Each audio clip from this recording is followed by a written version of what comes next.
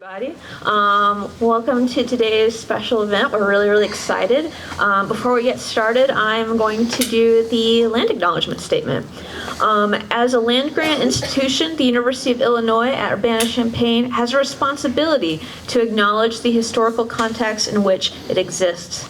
We are currently on the lands of the Peoria, the Kaskaskia, the Piankashaw, the Wea, the Miami, the Mascoutin, the Odawa, the Sauk, the Meskwaki, the Kickapoo, the Potawatomi, the Ojibwe, and Chickasaw nations. It is necessary for us to acknowledge these Native nations and for us to work with them as we move forward as an institution with Native peoples at the core of our efforts and preservation. I will now introduce Lynn Thomas, the head of the unit, who will introduce our speaker. Thank you, Kate. As Kate said, hi, I'm Lynn Thomas. I'm the head of the Rare Book and Manuscript Library. If you have never been here before, welcome, and we hope you come back to look at some of our amazing materials. And if you have been here before, welcome back. Don't forget the snacks live over there. So the structure of today is that Gillen's going to give a talk for about 45 minutes. He'll answer questions after that, and then he will be at the table that you see towards the back of the room to sign copies of his book if you wish to purchase one. The University Bookstore has very kindly set up the ability to purchase copies of the book, so you can buy a book and get it signed all in one go. Huzzah! So I have the pleasure of introducing Gillen. Gillen D'Arcy Wood is Robert W. Schaefer Professor of Liberal Arts and Sciences, with appointments in English and the Department of Earth Science and Environmental Change. A past associate director at the Institute for Sustainability, Energy, and Environment, he directs the IC Certificate in Environmental Writing, co-sponsored by the English department, and serves as editor of Q Magazine, dedicated to undergraduate environmental writing.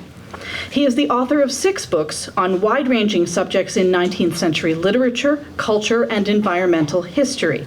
These include 2 books on British Romanticism, an historical novel about yellow fever, the award-winning Tambora, The Eruption That Changed the World from 2014, and a history of early Victorian polar exploration and science, Land of Wondrous Cold, The Race to Discover Antarctica and the Secrets of Its Ice in 2020.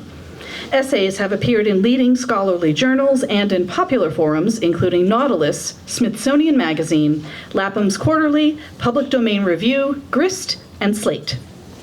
His work has been translated into 8 languages. His new book, The Wake of the HMS Challenger, How a Legendary Victorian Voyage Tells the Story of Our Ocean's Decline, revisits the pioneering Challenger oceanographic expedition and marks the culminating installment in his eco-trilogy with Princeton University Press. Well done, finishing a contract that big. Not a small thing. The Challenger Project was awarded a Carnegie Foundation Fellowship for 2021 and 2022. Please join me in welcoming Gillen Wood.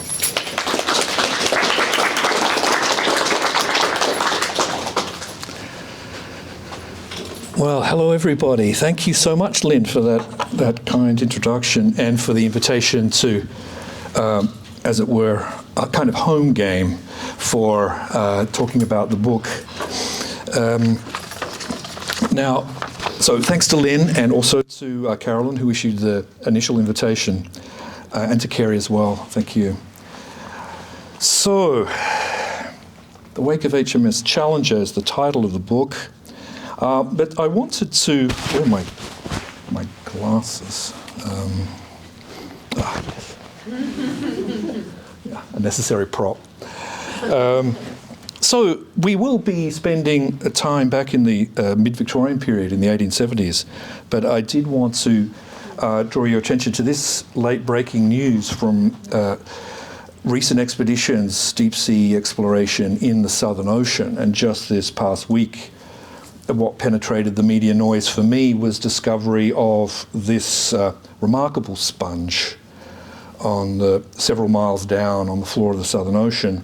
Of course, it comes with a nickname. It's been called the death ball sponge. A remarkable creature.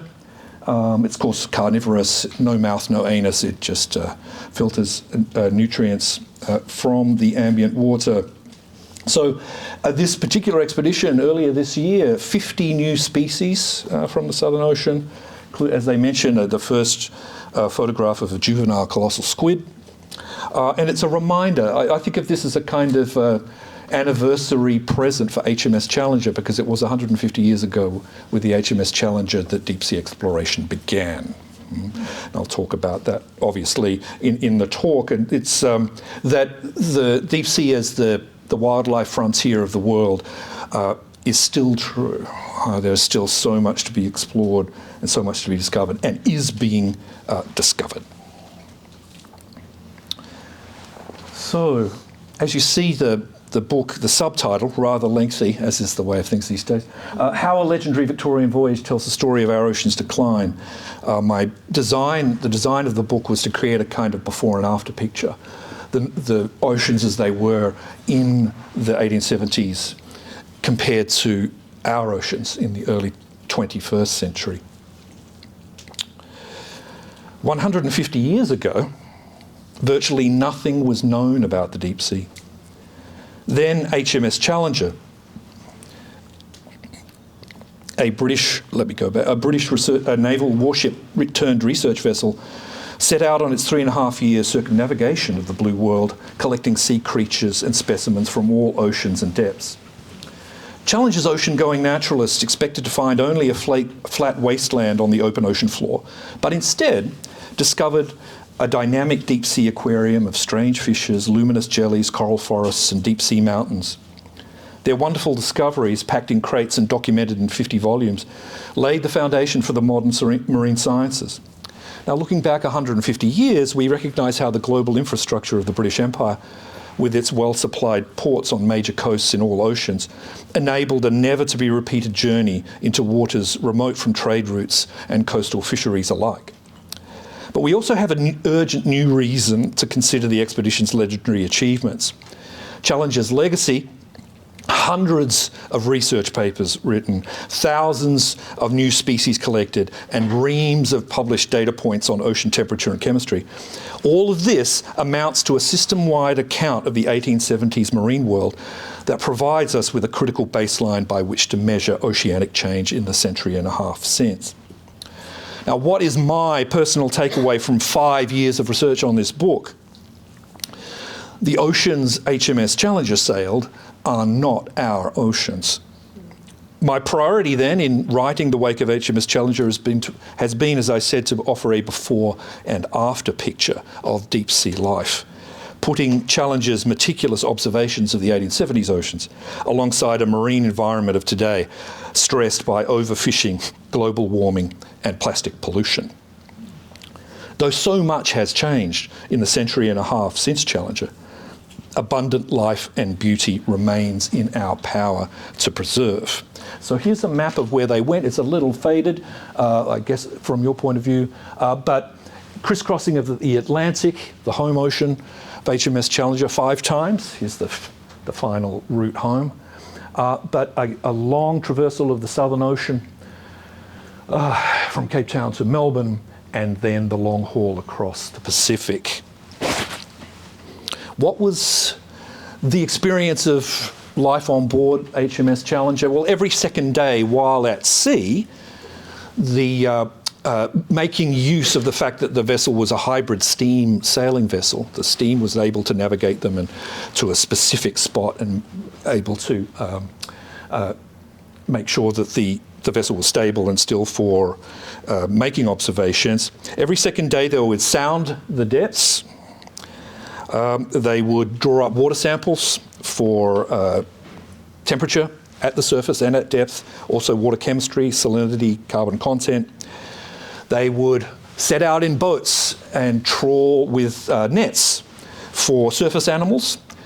And here was the great technological breakthrough for the Victorian naturalists, was that they were equipped with a trawl and dredging systems to explore for deep sea life. And that's what Challenger is best remembered for. Just a quick word about the cover. The image of the cover is by a New Zealand artist named Alice Strange. I was lucky enough to cooperate with her. She's long been inspired by the Challenger voyage and has produced a suite of drawings. Now, the structure of the book, Of course, Challenger, the legacy of Challenger is 50 volumes. We have a set in the library, each the size of the Gutenberg Bible. So the first, as a writer, the first feelings one has approaching a topic such as this is intimidation, feeling overwhelmed by the sheer amount of material, let alone the extraordinary accretion of biographies and commentaries on the journey of the last 150 years. There's ship logs, there are the scientists' journals and diaries. There's an enormous amount of material that I've spent the last 5 years with. I decided in the end to make, of course, editors these days demand no more than 75,000 words. So that's a constraint. And to write a book for a general audience, I decided to focus on, or to choose, a dozen or so creatures to devote each chapter to. So as a way of sort of taking us through this journey. It was a difficult task to choose those dozen creatures. If you can think of the Venn diagram, they need to be charismatic in some way. There needs to be some kind of scientific literature which I could trace through. There needed to be a paper trail, as it were. And then, of course, I was interested in what present threats are faced by that creature. So my talk will draw on from 3 of those chapters and feature 3 of those creatures, highlighting 3 really interesting stops on the voyage. The first will be in Cebu Island in the Philippines. I'll focus on the deep sea glass sponges. Our second stop will be in Sydney Harbour, where we'll look at the mussels. And the third and last stop will coincide with Challenger's own final significant stop, which was at Ascension Island in the Atlantic Ocean, and we'll visit with the green turtles.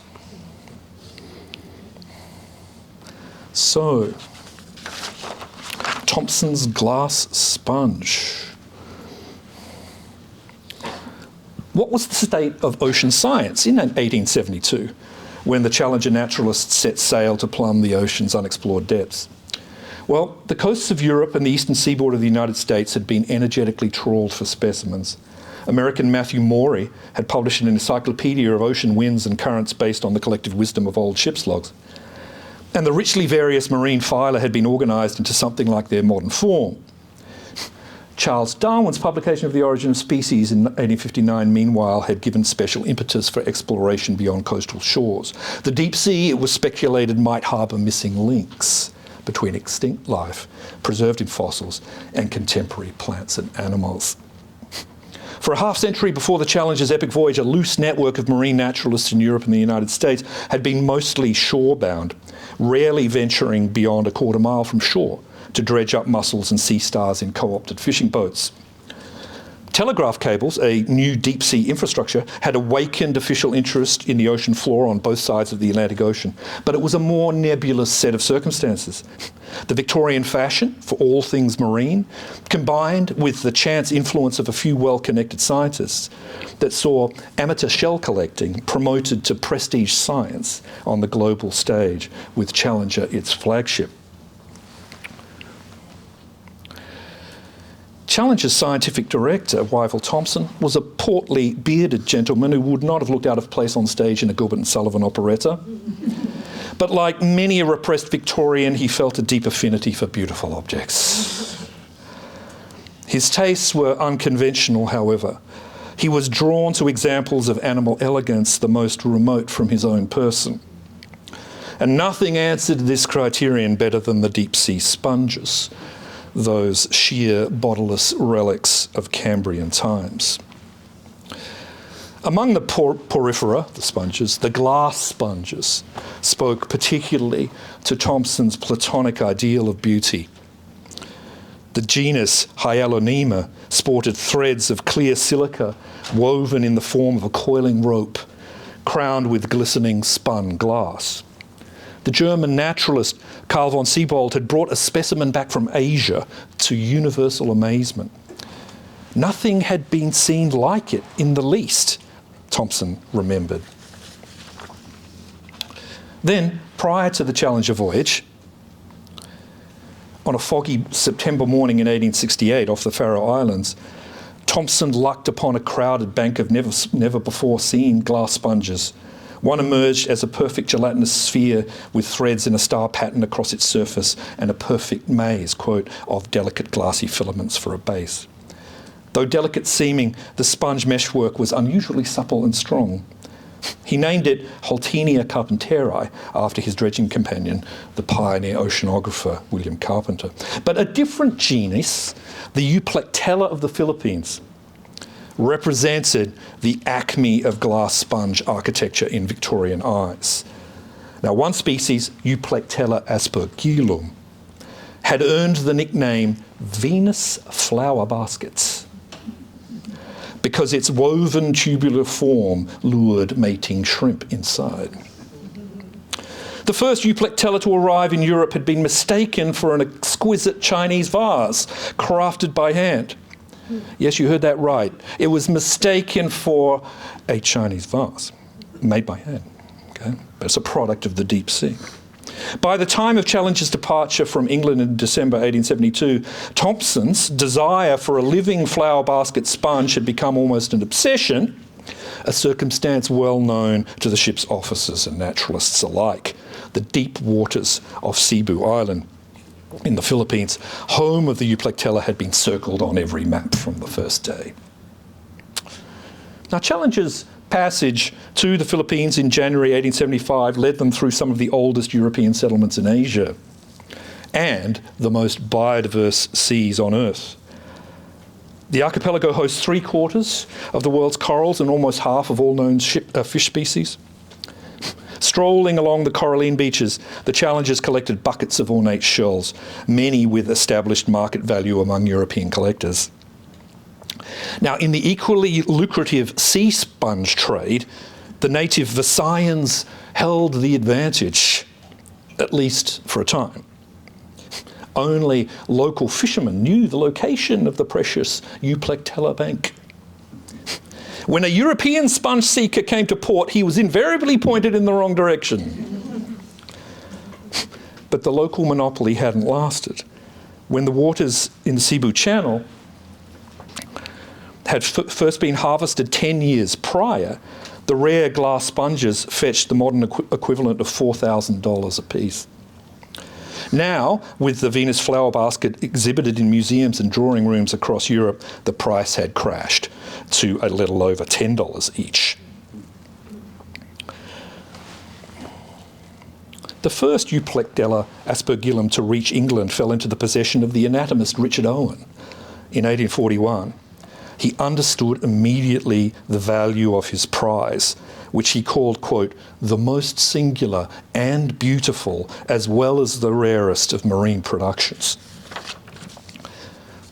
Owen described for the Zoological Society of London a truly unique object, a skeletal lattice in the shape of a horn made up of shiny longitudinal, transverse and oblique fibres, quote, resembling the finest hairs of spun glass, winding spirally in opposite directions. Someone at the Society suggested the shrimp inhabitants of Euplectella had built this fairy tale residence for themselves. He was roundly mocked, even if no one had a better explanation for how this wonder of nature had come to be. Now, Wyville Thomson, who saw Owen's Euplectella at the British Museum, contemplated the new order of glass sponges through the lens of deep time. The fossil ventriculites of the English coast, tubular, vase-like fossils with grooved decorations on their surface, had long confounded paleontologists. Now, here was a modern descendant to spotlight his pet theory of the continuity of the chalk in geological deposits. We are still living in the Cretaceous period, Thomson announced in the third ever issue of Nature. Again, to a general uproar. No one believed that. Okay.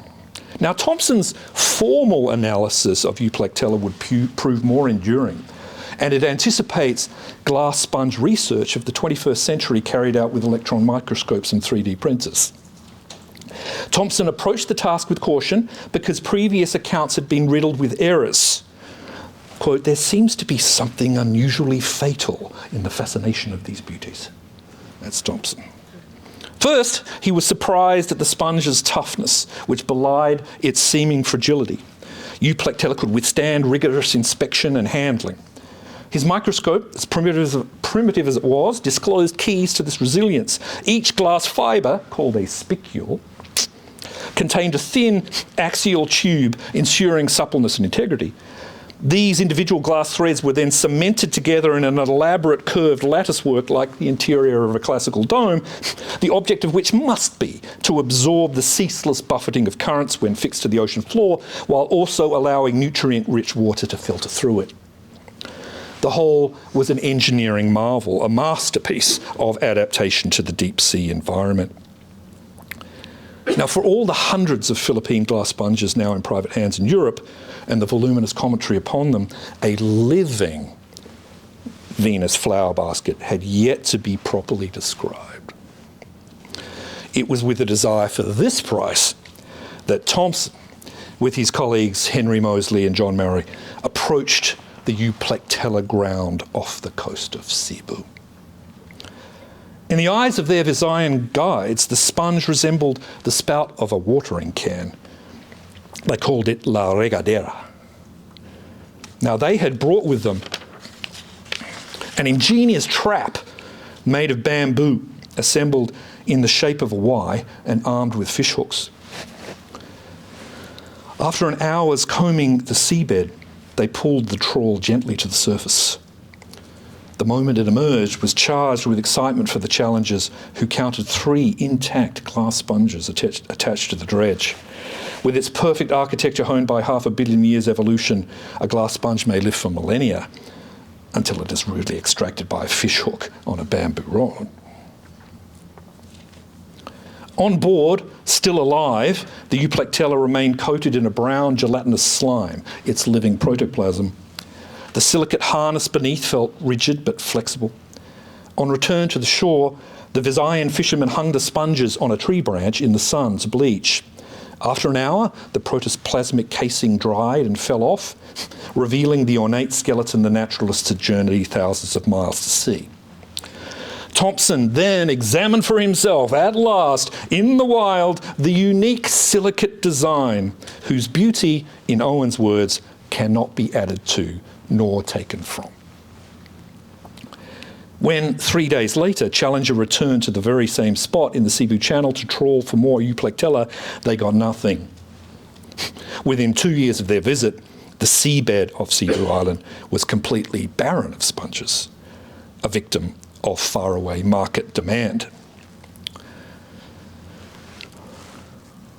As I alluded to, Euplectella aspergillum continues to fascinate. A suite of research papers in the last 2 decades has found that the Philippine glass sponge embodies resilient engineering at every level, from the laminated silica nanoparticles of its individual threads, which allowed the stressed spicules to crack without breaking, to the counterintuitive pattern of woven diagonal struts that skip every second square cell. Diagonal reinforcement of all cells would require more material for no advantage in strength. And because sponges, like humans, live in a world of strictly limited resources, evolution cherishes efficiency above all things. A 2019 experiment with 3D printing a Venus flower basket, which was allowed only the same material amounts as in nature, failed to replicate the sponge's resilience or its beauty. Industrial biomimicry of the Victorians' beloved Euplectella remains aspirational. Now, the glass sponge fascinated rival Thomson with its inimitable beauty, but also its antiquity. In a public lecture in Glasgow he gave soon after Challenger's return, he speculated on the existence of charmed oceanic zones, the Faroe Islands, the coast of Portugal, the Philippines, which had by chance been preserved through the geological upheavals that had transformed the rest of the planet and existed as de facto museum cabinets for, quote, strange and beautiful things, remnants from the Earth's past. The Euplectella, for example, through some combination of luck and resilience, offered, quote, a glimpse of the edge of some unfamiliar world. Thomson's writings on the life of the ocean abyss are full of romanticisms of this kind. More's the pity, then, that Thomson did not live to properly share his exultant moment in the Philippines. On Challenger's return to England in May 1876, he confessed that, quote, the strain of the voyage both mental and physical, was long and severe, and it has told a great deal upon all of us. 4 years later, Thompson was dead, buried by overwork, with his essay on the glass sponges of Cebu Island unwritten.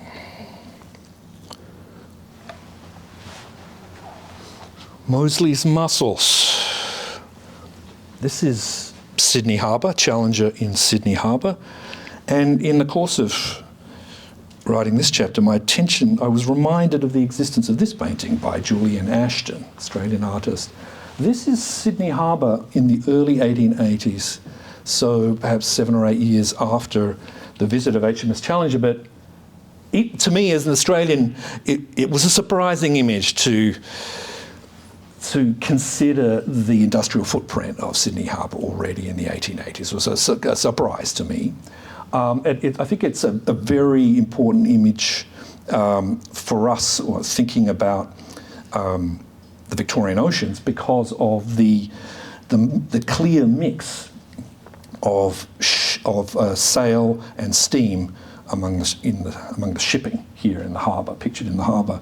And one of the singularities of the Challenger voyage is that it provides us a snapshot of the world's ocean on the brink of its wholesale industrialisation and the industrialisation of international fisheries in particular. The conversion of the global fishing fleet from sail to steam, we know the specific date. It happened in 1878 that fishing vessels were first equipped with steam, which enabled them to defy time and tide and the weather and go out fishing wherever and whenever at will, which completely transformed the capacity of fisheries. And here, this Ashton image sort of captures that moment of transition. So HMS Challenger steamed into the sheltered bays of Sydney Harbour on Easter Monday, 1874. The shore near the present-day Opera House was filled with colourful picnickers who soon swarmed aboard. Days later, the stream of nosy visitors had not abated. The Challenger naturalists seeking relief fanned out across the famous harbour with its countless creeks and coves overhung by eucalypts, a naturalist's paradise. Thompson's Challenger colleague Henry Moseley felt an invitation to explore Sydney's abundant oyster beds. He rode one morning along a high sandstone plateau studded with homesteads of the colonial elite. Before coming to a narrow chasm, he clambered down through a forest of luxuriant ferns with lyrebirds in a bell-like chorus around him. At the bottom, he emerged from a gully onto the slippery banks of the Brower Creek, a broad, meandering tributary of the Hawkesbury River. This is a photograph taken about 50 years after Challenger's visit of the Hawkesbury River near Brower Creek. Here, 20 miles from the Pacific Ocean, marine life abounded. On a shallow sandbank, he observed stingrays basking in the sun. Nearby, a shoal of saltwater mullet sought refuge from a pursuing dolphin. He caught several of the grey fish with a single dip of his net. Then a swarm of jellyfish drifted by. One might, he recorded in his diary, sit on a gum tree and fish for sharks. In this magical spot, it was impossible to tell where the sea ended and the river began. The molluscs of Brower Creek in particular caught Moseley's attention. The rocks studding the creek bank were smothered with clumps of oysters, while large heaps of discarded shells lined the bank. At every juncture of a little creek or inlet with the main river loomed a vast shell midden, the legacy of 1 million meals consumed by the Gadigal community, who had inhabited this place seasonally for millennia, but had recently been uprooted. In a cave above the creek, Moseley found more shell middens, but also wall paintings the Gadigal had left behind on their forced removal. A kangaroo, a fish, and then, by a more recent hand, a menacing stick figure in tailcoat and top hat. Contemplating these, even Henry Moseley, his mind tainted by Victorian prejudices, experienced a spasm of regret at the European invasion of this coast a century before that had violently displaced a people so, quote, interesting and original. The only Indigenous men and women he would meet on his Australian tour were detained miles inland on a reservation.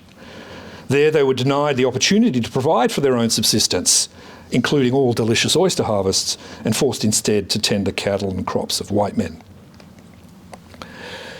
The official narrative of Challenger's Sydney sojourn describes a magnificent haul of bivalves dredged from Sydney Harbour.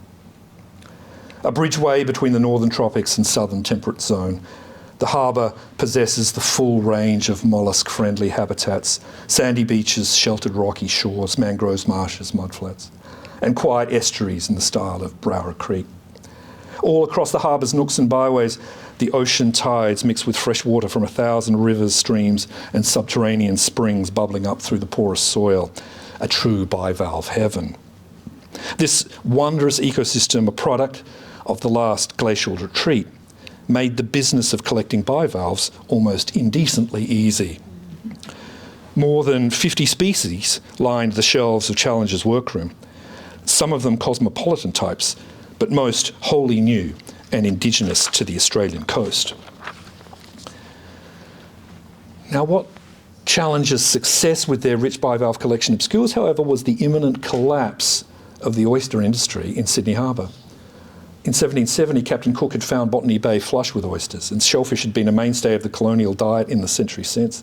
Oyster bars were popular accordingly, but the principal economic interest in oysters lay in construction. Shells by the millions were burned in kilns for lime to produce cement, plaster and whitewash, all necessary raw materials for a booming frontier town. The most historically notable mollusk of Challenger's collection was the so-called hairy mussel, Trichomia hirsuta. Now, Trichomia dominated the shell middens Henry Moseley stumbled across on Browra Creek, though these were a mere fraction of their original size. Trichomia mussels the Gadigal people had dined on and accumulated over millennia. Local lime kilns had decimated in little more than a decade. Looting shell middens, however, had been insufficient to satisfy demand.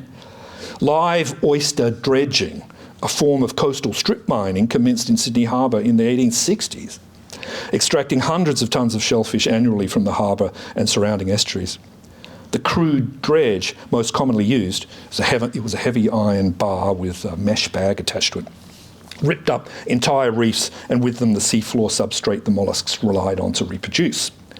On shore, meanwhile, the clearance of forests for roads, houses and farms dried up nearby freshwater ponds and delivered tonnes of silted runoff into the harbour, choking the water column. In a critical development, the increasingly turbid waters of the estuarine harbour attracted an invasive mudworm, this pretty fellow, the Polydora from New Zealand. This tiny parasite took up residence with the oyster in a tube of mud, effectively suffocating it. A diseased oyster could be instantly recognised by telltale blisters covering the inside of the shell. Stillborn shellfish perished in their millions, including entire populations of Trichomia. Soon afterwards, in 1886, mudworm disease struck the Hawkesbury River mussel population. So, looking at it, zooming out, a generation prior, oysters had been harvested at the rate of 100 bags a day from the river. But a decade after Henry Moseley's day trip to Browra Creek, no shellfish remained. Already by the time of Challenger's visit, the alarm had sounded over the rampant destruction of Sydney's oyster reefs. A parliamentary act of 1868, the first regulation ever applied to a southern hemisphere fishery, vowed to, quote, curb the criminality of this shameful waste, but to no avail. 2 years after Challenger's departure, a royal commission was still lamenting the ruinous decline of molluscan beds up and down the coast. New restrictions were put in place, but nothing could save the oyster beds of coastal New South Wales, which have never recovered to their pre-colonial state.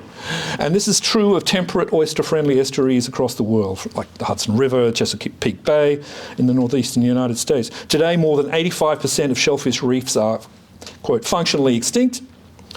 Aquaculture, not nature, produces oysters for the modern dinner table.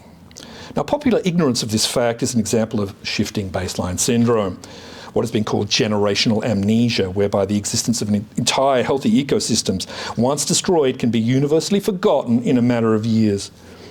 As early as the public debates of the 1890s in colonial Sydney, quote, the question arose as to what a natural oyster bed was. Each successive generation of humans presumes the world they enter to be what it has always been.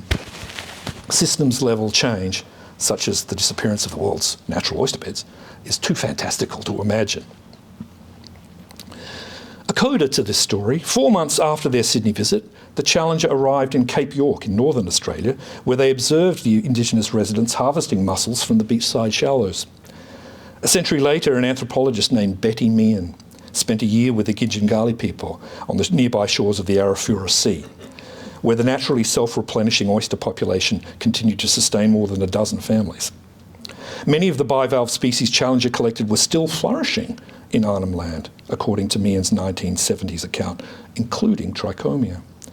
In coastal regions free of a colonial footprint, Australia's oyster reefs endured until climate change. Our present-day oceanic narrative is one of a trophic cascade, the collapse of one species or group triggering wider systemic collapse. The kelp forests, specific to California's coast and also the coast of eastern Australia. It's possible that the decimation of coastal oyster beds in the days of HMS Challenger undermined the long-term resilience of the keystone kelp forests of the Australian east coast, which are now wilting from the impact of marine heat waves. In her winter crossing of the Tasman Sea in 1874, Challenger's bow sliced through thick ribbons of seaweed on the ocean surface. A century and a half later, that kelp has mostly disappeared. Into this vacuum created by the kelp crisis, an invader from the north has seized the opportunity for territorial expansion. Migrating south at the rate of 160 kilometres a decade, Centrostephanus regersii, a rapacious sea urchin with the ability to, quote, catastrophically overgraze seaweed beds, has transformed the ancient kelp-rich coastal reefs of the Australian eastern seaboard into so-called barrens. An unrecognisable ecosystem characterised by impoverished reefs, invasive tropical species, and drastically lowered diversity. This potentially includes a multitude of mollusk species. Historically, Southeast Australia boasts one of the richest mollusk populations in the world, trichomia and 1,000 others having radiated outward from tropical seas over tens of millions of years. Geographical isolation since the final breakup of the supercontinent Pangaea and the creation of the polar oceans means that 95% of Australian mollusk species are endemic. Today, however, along a superheated Australian coast, the hairy mussels and their kin are rapidly disappearing from view, to be interred with their forebears in the vast midden heap of extirpated life, terrestrial and marine, future fossils in the inglorious landfill of the sixth extinction.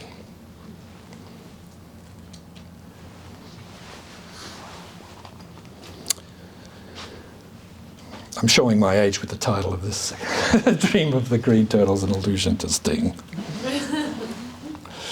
So one rainy morning en route to Fiji in July 1874, a sharp cry of warning was heard from Challenger's topmast. A short minute later, to the west, low-lying Turtle Island, Vatoa, appeared through the gloom, surrounded on all sides by a treacherous reef. Now, Turtle Islands and Islas Tortugas dot the world's tropical archipelagos, a sign of the sea turtle's historical ubiquity. A century prior to Challenger's arrival, almost to the day, James Cook in Resolution had been the first European to chart this specific turtle haven, southeast of Fiji, which he named for the green turtles, that he observed swimming in numbers about the reef. The Challenger logs make no mention of Cook's green turtles, beloved in England for their healthful, succulent meat, and of course the soup. But the Victorian explorers, though late on the scene, did not miss their opportunity entirely. Anchored off Kandivu Island in Fiji, the Challengers watched men from the local village load two bulky objects onto a double-hulled canoe, a kind of catamaran called a drua, then launch into the surf, spreading a large triangular sail before them. Now, the approach of this prestigious craft caused enough excitement on board to draw Challenger's photographer on deck to record the moment. Here it is. The officer's fondest hopes were soon realised. Drawing alongside, the Fijians announced themselves as an embassy from the local chief, with two precious green turtles as a goodwill gift to Challenger's captain. The Pacific green turtles, still alive and weighing more than 200 pounds each, were carefully winched from the canoe to the Challenger deck, where the captain's steward awaited them. Their shells, dried out from the sun, had lost their natural brilliant sheen when swimming underwater. The doomed animals now lay on their hard backs, too exhausted to move their flippers, but still able to exhibit the traits of human-like despair for which their species was famous. A duet of heavy turtle sighs could be heard from across the deck. At closer range, one could detect the signature trail of tears from their bulbous, unblinking eyes. Already in the 1870s, turtle meat has sustained ocean-going Europeans for centuries, and predating their arrival held a totemic place in the food mythology of Pacific Islanders. Challenger's cook was thus well acquainted with the requirements for the officer's feast. First, he minced and cooked the turtle in the shell itself, a fatty, unctuous ragout. Then, taking the great shell in hand, more olive brown than green, he scraped strips of the glutinous cartilage from its interior. This calipe would serve as stock for a delicious turtle soup, renowned in Europe as the perfect stomach-settling appetizer to a grand banquet.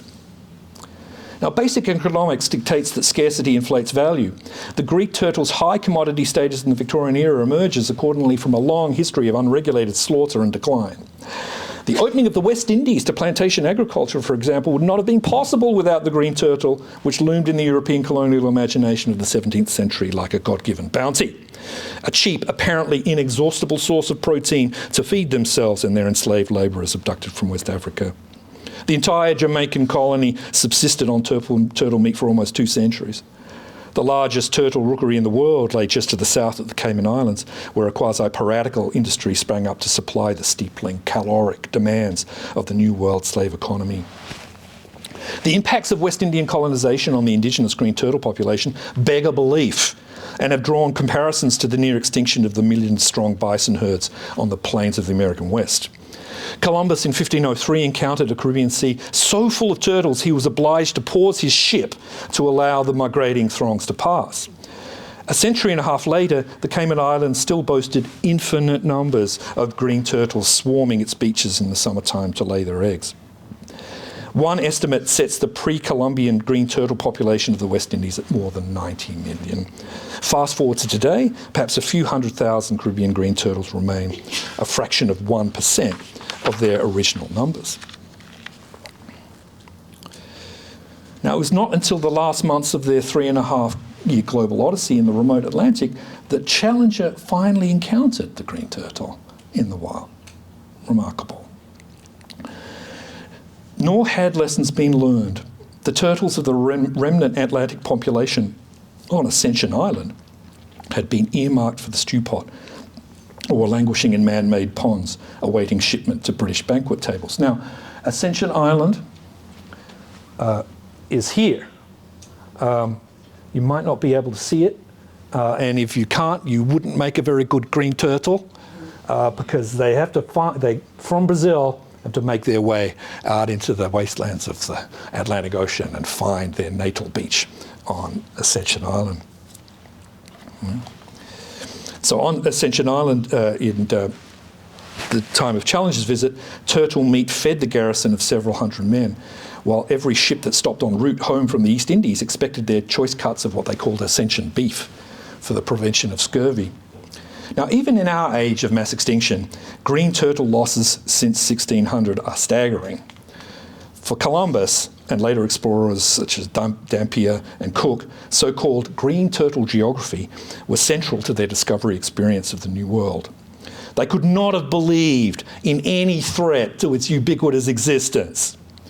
Incredible or not, however, the Challenger's logs bear out the sombre truth of its catastrophic demise over a few short centuries.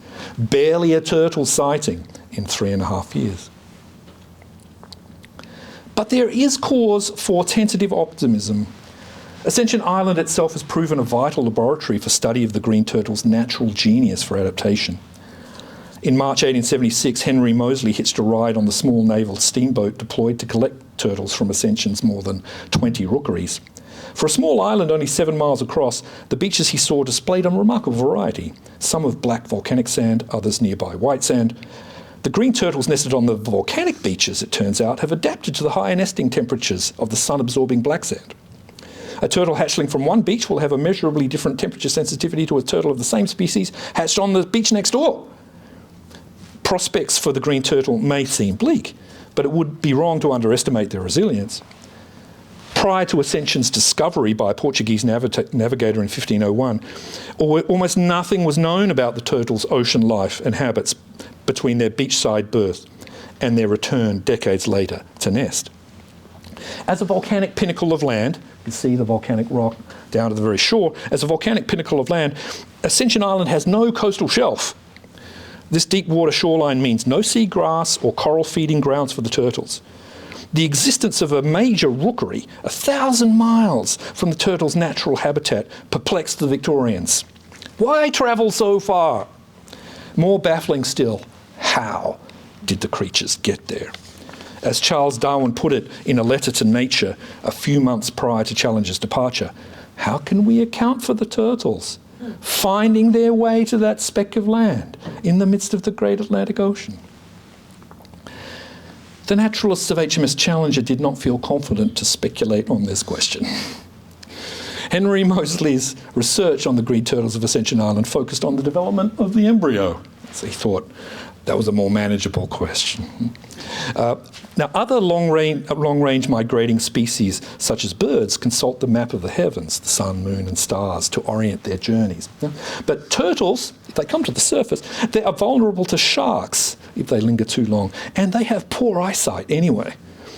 To navigate, they are more likely to have imprinted the unique magnetic signature of their coastal destination.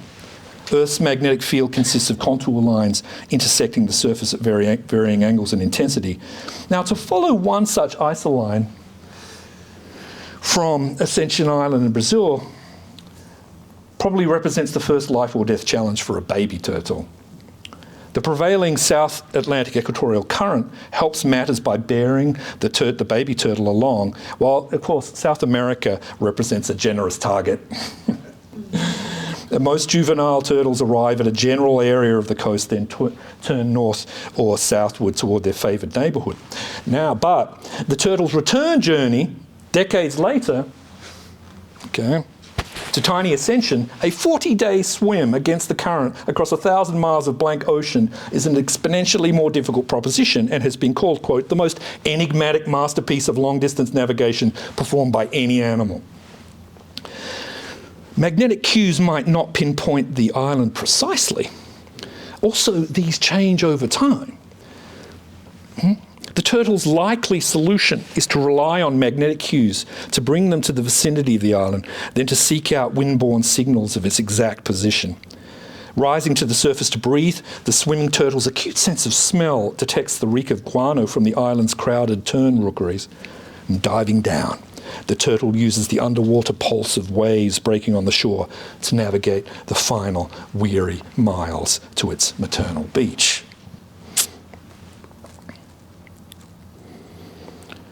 The green turtle has been a poster child for marine conservation since the 1960s, and for good reason. The turtle both symbolises historical exploitation of sea creatures by humans and embodies the full range of current threats posed by an Anthropocene ocean.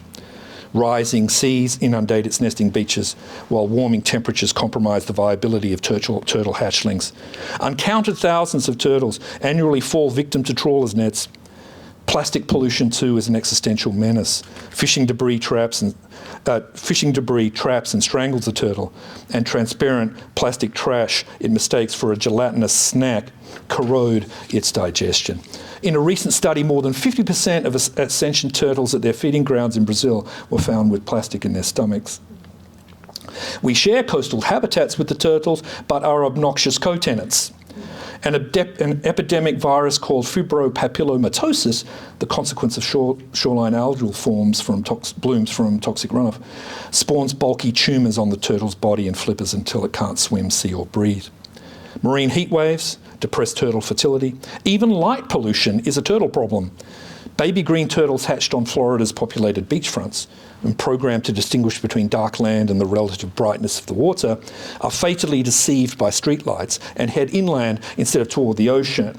So adult turtles are famed for their navigation skills, but tens of thousands of turtle hatchlings die every year from simply turning the wrong way on the beach. That said, green turtles have not lost their power to surprise. Even in the face of this tsunami of challenges, populations are currently rebounding across the Atlantic. On Ascension Island alone, where the turtle has been protected since the 1950s, the number of turtle egg clutches laid annually in the last half century has increased sixfold to more than 23,000. Key beaches have increased their nesting numbers tenfold. The turtle has now recovered to 75% of its baseline population when the Royal Navy first colonised Ascension 2 centuries ago. Similar data are reported at Aldabra Atoll, a major nesting ground in the Indian Ocean, while the recovery of the Hawaiian green turtle from near extinction, quote, has occurred in a far shorter period of time than previously thought possible. In 2012, the International Union for the Conservation of Nature downgraded the Hawaiian green turtle status from endangered to, quote, least concern. The secrets to this conservation success? Nothing more than basic measures strictly policed. A ban on turtle hunting and the harvesting of turtle eggs. Local conservationists and volunteers at breeding sites have likewise worked heroically to protect nests and increase turtle survival rates. Now, the lesson of the green turtle's tentative recovery is that all is not lost. Protections work. Only better governance of the oceans is sorely needed, and the moral and technical will to shut off the human waste stream to the ocean. Indigenous tropical island communities have long intuited a deep connection between humans and turtles. Both are habitual migrants with international lifeways. In Polynesian mythology, turtles shape as humans and are incarnated as gods. In one creation story, humans are born from eggs laid by the world turtle. The Challenger voyage itself, crisscrossing oceans, bridging the land and deep sea, mirrored the turtle's odyssey. By these lights, the fate of the green turtles presages our own. The question remains which turtle storyline we choose to follow. Will adaptability and resilience be the tale of global humanity told by future historians? Or will we be reduced, like the post-Victorian sea turtle, to small bands of wanderers in a depleted world habitat where Challenger sailed with barely a turtle in sight? So I do have a final section having to do with Darwin. I realise I've already gone for a little bit, somewhat over my time, but let's go ahead anyway. I don't want to test your patience, but let's do it. Challenger's object was always the deep sea and its mysteries. On their return to England in the spring of 1876, Wyville Thomson promised publication of the expedition's results within 5 years. In the end, full publication would take 2 decades. By 1880, not a single volume had appeared. Questions were raised in the Parliament and the press by those who did not appreciate the complexity of the task. Almost 6,000 Challenger specimens in glass bottles, tubes and jars had been sent all over Europe and the United States, a process which itself took several years. By 1878, early reports had begun to trickle in from experts in London, Edinburgh and Berlin. But given the public's long wait for Challenger reports, and to avoid any sense of anticlimax in the debut volume's publication, Thomson decided to include a preliminary overview of the expedition's results. Now, as a gifted systems thinker in the Victorian style, he was ideally suited to the task of an expedition manifesto. Thomson's general introduction to Volume 1 of the Scientific Reports is a fascinating document because it distills what, to Challenger's director, their principal aims and achievements had been. His focus on abyssal ocean conditions and the long-term evolution of deep-sea fauna is therefore telling. For a Victorian scientist with a sketchy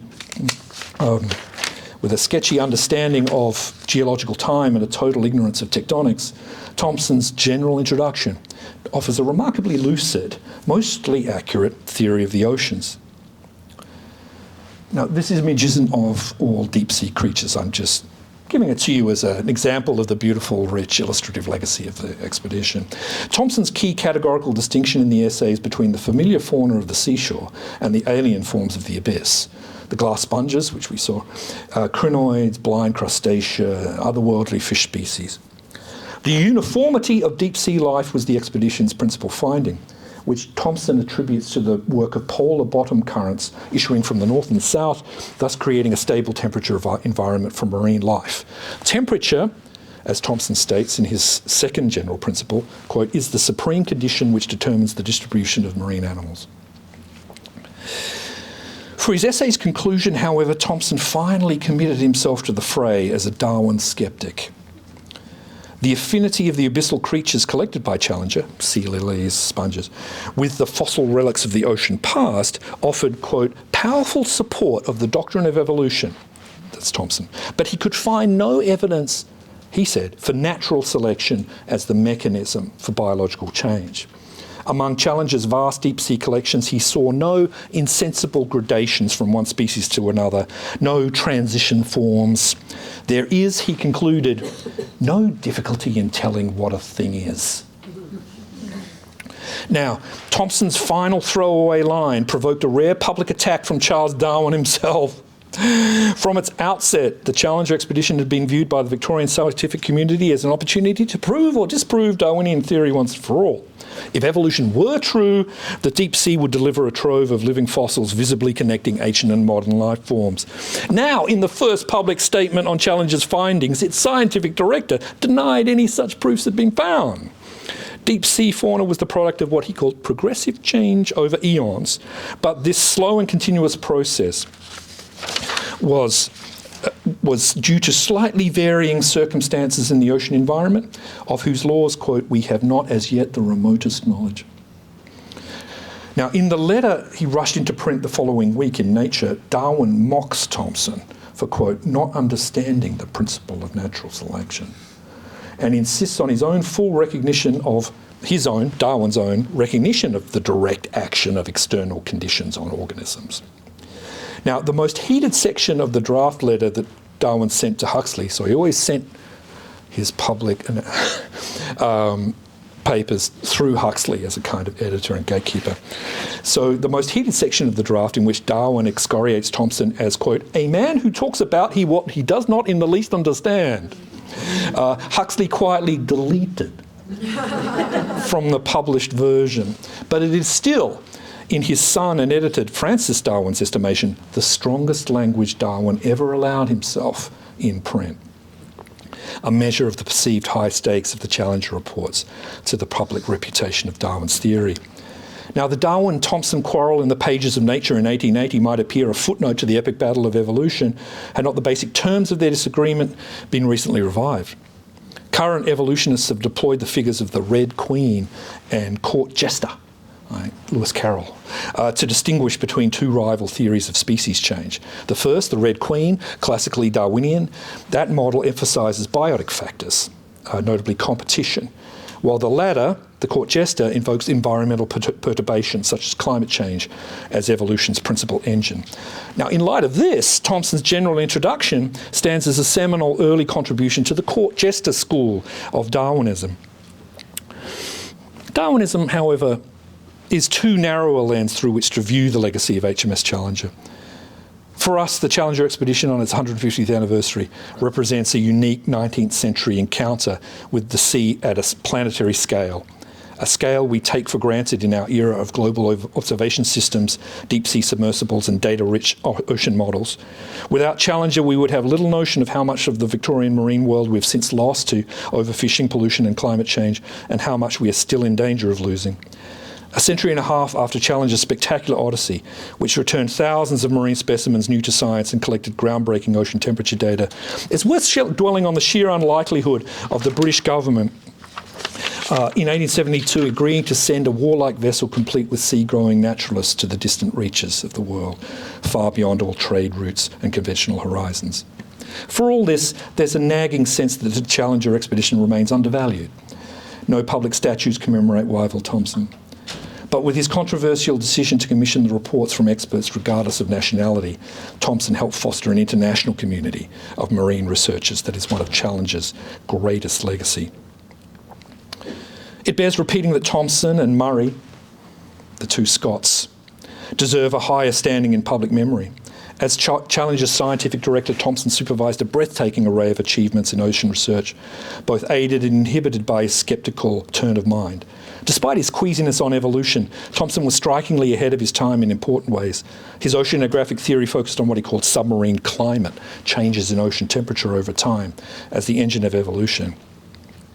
Thomson's brave new ecology of the oceans shaped Challenger's research program and is a principal reason the expedition looms large to us in the age of dramatic ocean deterioration.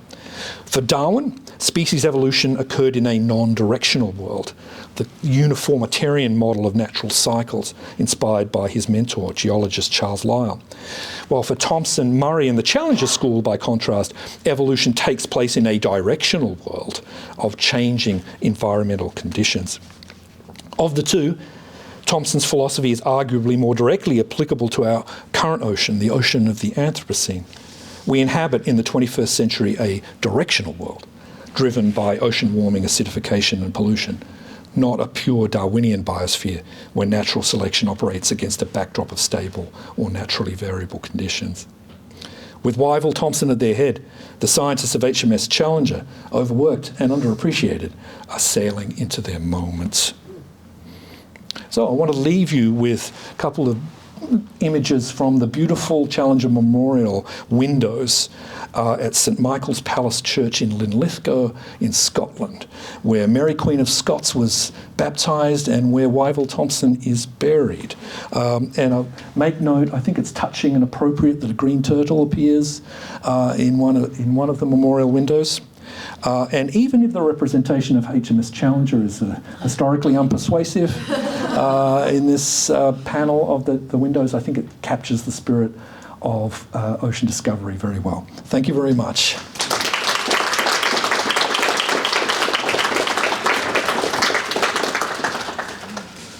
I've eaten into my question and answer time, I understand that, and for that apologies, but happy to field questions. Yeah. So you focused on the biological aspects of the voyage, but of course there were geological and oceanographic. What's your sense of the proportion of the effort that was to each of those three different areas? Biology, thanks to Darwin, was the glamour science of the age. Really, in a sense, it sort of usurped geology from the earlier part of the 19th century. So, of the 6 naturalists on board, 5 were zoologists, biologists. So that was the focus and the focus of the reports. That said, John Murray did focus a great deal on the sediments of the ocean floor. And his report from 1892 called Deep Sea Deposits is a sort of landmark publication on the deep sea floor, and also his paper on polymetallic nodules, which of course are now the focus of the deep sea mining industry, as the first, it's the first scientific paper on the nodules. They did, of course, as you know, Challenger contributed to understanding of the mid-Atlantic ridge. But in terms of sheer volume, of papers produced, then it was very much biological, zoological. Then the papers on ocean chemistry and oceans physics and chemistry are half of one volume out of 50. Yeah, so that bathymetric map that you showed of the Atlantic, was that the first map of the Mid-Atlantic ridge? Was that from the Challenger? Yes, that's correct. They also produced the first salinity map of the world's oceans as well. So many, layers of data of different kinds that have proved so foundational to the sciences. Yeah. Other questions? Yeah. Thank you very much for that. I'm wondering if you might expand on some in your concluding remarks about the legacy of the Challenger. Okay. And I'm wondering how does the nature of deep water undersea exploration how would you compare or contrast it with the Challenger as opposed to the modern day? Oh, okay. Well, I think the most recent revolution has been in the ability of deep sea submersibles to video at great depths. So we now have extensive footage of deep sea life that we did not have before, and that the Challengers themselves could only have guessed at.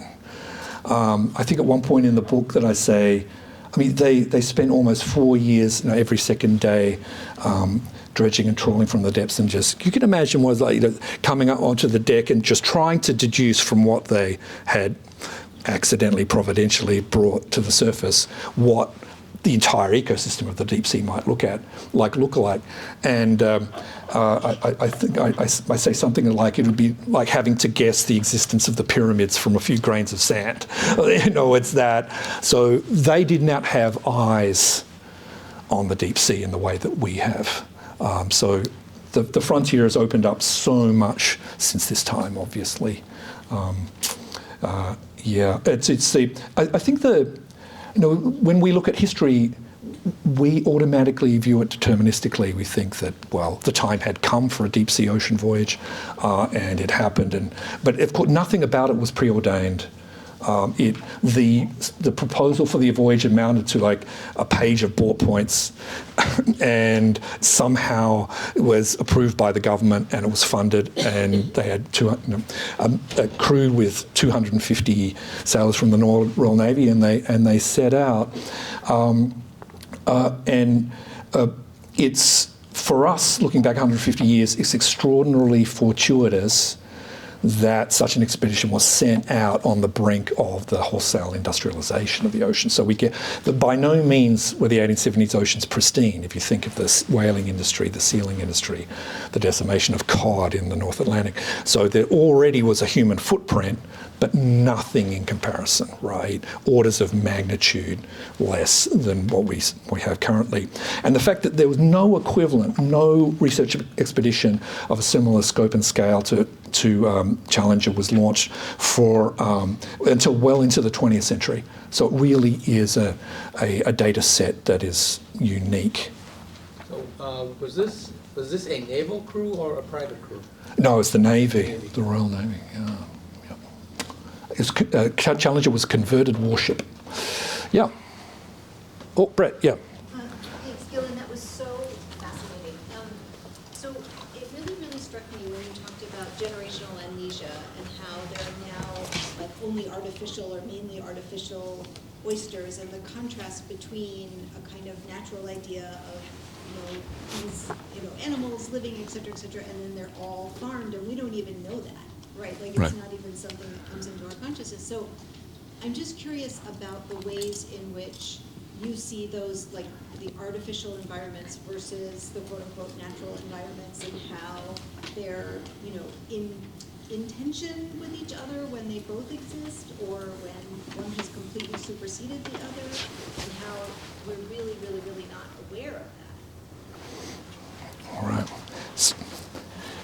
So the question, Brett, is about aquaculture and where we are now with the fish. About the erasure of, in sort of general knowledge, the erasure of the ways in which, these, we know that like salmon is farmed or whatever, right. But it's not, there do exist salmon in the wild, but we don't, the way in which it's just so invisible. The artificiality is erased. I think one reason, I've been thinking about this very question, why there is not a greater public conversation about the source of our fish protein and the radical conversion of the fishing supply line, its conversion from open sea fishing to aquaculture. I think one reason is it's less visible to us in the West because 80 to 90% of aquaculture is based in Asia. So I think it becomes much more visible in Asia. So with that extremely extended or supply line between us and Asia, yes, it becomes elided, becomes erased. And it's as if oblivious in our sort of acquiescence to what the aquacultural industry means. I mean, there are advantages to it in terms of let's say, emissions. Like a kilogram of fish protein is much less emissions intense than, say, the equivalent of beef or pork. And yet, like any industrialized food system, aquaculture has a whole range of environmental impacts that the escape of toxins and waste into obviously the surrounding areas, but also sort of almost in a more sinister way, genetic interaction between farmed fish and wild fish. So there's genetic transfer between the two populations, which degrades both populations. And so we get to, I think your point about erasure and things becoming invisible, it holds true even for close observers of the industry. We can't be sure what kind of wholesale experiment we're carrying out on the oceans when you have this permeable adjacency between a wild population and coastal aquaculture, right? Genetic material exchange, also viruses and bacteria exchange between the populations. And you mentioned salmon. I have a chapter on salmon, on Japanese salmon. The farm salmon, for example, they change their behaviour patterns because when in farms they are fed, they come to the surface in order to be fed, whereas in the wild that's suicidal behaviour. And so when they find their way, when farm fish inevitably escape, they're overly aggressive. They behave in this kind of blundering way in the wild, and the whole system, is upset. So yeah, so many questions raised by aquaculture, I think, and I agree. There's nothing in my news feed. There's barely anything in my news feed about aquaculture. It's just one of these invisible issues to us. Well, I think I've kept you long enough. You've been extremely patient with my overlong presentation. Thanks very much. Thank you.